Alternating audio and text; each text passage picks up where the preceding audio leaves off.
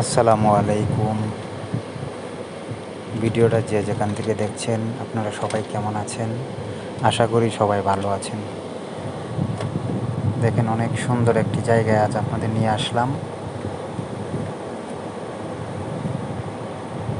সামনের দিকে যাচ্ছে, আপনাদের পুরো এলাকাটা সুন্দর করে দেখানোর চেষ্টা করব। আপনারা সাথে থেকে সৌন্দর্যটা উপভোগ করবেন। দেখেন কত সুন্দর, উড়াল সেতুর মতো করে রেখেছে। এরকম পাশাপাশি 3টা সেতু রয়েছে। এই যে দেখছেন, দেখে মনে হতে পারে যে আমরা সুন্দরবন চলে এসেছি। সুন্দরবন গেলে এরকম নদীর উপর দিয়ে বনের ভিতরে যাওয়ার জন্য যে রাস্তা করা হয়েছে, সেম এরকমভাবেই তৈরি করা হয়েছে সুন্দরবনের বনের ভিতর যাওয়ার রাস্তাগুলো। ভিউয়ার্স, সামনের দিক যাচ্ছি। এটা হলো নাফ নদী। নাফ নদীর যে নৌবন্দর রয়েছে, নৌবন্দরের একটি জেডি ওইটা।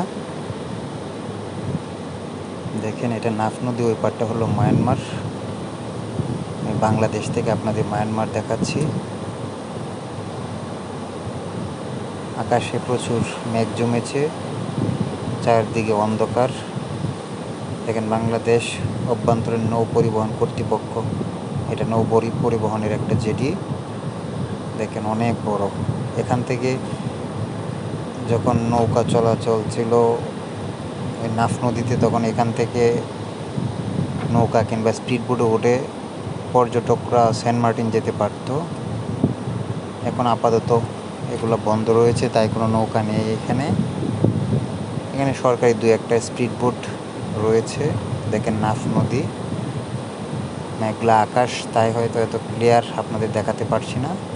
এই জায়গাটা দেখলে মনে হয় যে সুন্দরবন চলে এসেছি। দেখেন অনেক সুন্দর জায়গাটা।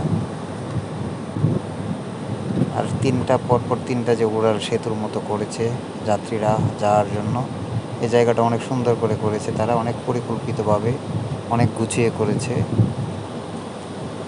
ভিউয়ার্স, এই জায়গাটা দেখলে আপনাদের কি মনে হয় আপনারা কমেন্টস অবশ্যই জানাবেন। ওই যে দেখেন, এখানে